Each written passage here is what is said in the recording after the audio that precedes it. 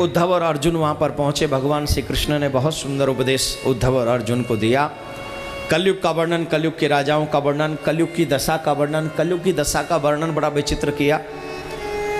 कलयुग 4,32,000 वर्ष का है मेरे भाई बहन, ध्यान से सुने। हम और आप सब कलयुग के लोग हैं, तो हमें कलयुग के विषय में विशेष जानकारी होनी चाहिए, विशेष जानकारी। कलयुग की उम्र 4,32,000 वर्ष की है, जिसको 4 चरणों में बांटा गया है। एक चरण की उम्र है 1,08,000 वर्ष। प्रथम चरण चल रहा है जिसमें से 5,000 कुछ वर्ष अभी तक निकली हैं। प्रथम चरण में जीव की आयु है 100 वर्ष, दूसरे चरण में जीव की आयु है 50, तीसरे में है 25, चौथे में 12.5। घोर कलयुग उसको कहेंगे जब 9 वर्ष का बच्चा दादा और नाना बन जाएगा। कितने वर्ष का? जोर से बोलिए। 9 वर्ष का बच्चा दादा और नाना बन जाएगा। For your kind information my dear, you must understand, without God we never survive.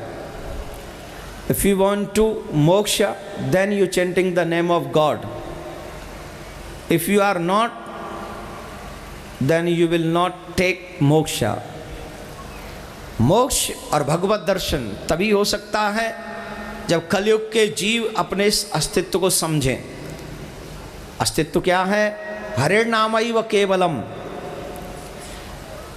घोर कलयुग जब होगा जब कोई यही नहीं पता सकेगा कि माँ कौन है, बहन कौन है, भाई कौन है, बेटा कौन है, बाप कौन है। हाइट इतनी होगी चने के पेड़ के नीचे छांव लेंगे। कितनी हाइट होगी?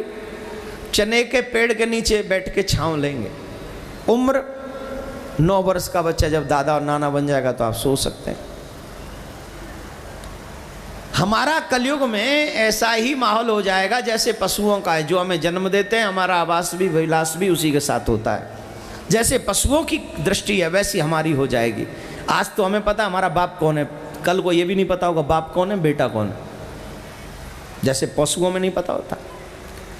ऐसे घोर कलयुग में हम लोग आगे जाने वाले हैं। और जो जो बातें मैंने बताई हैं, छोटे छोटे लोग भी आपने देख लिए होंगे, और जिन रिश्तों की बात मैंने की उनकी न्यूज़ भी आपने सुन ली होगी।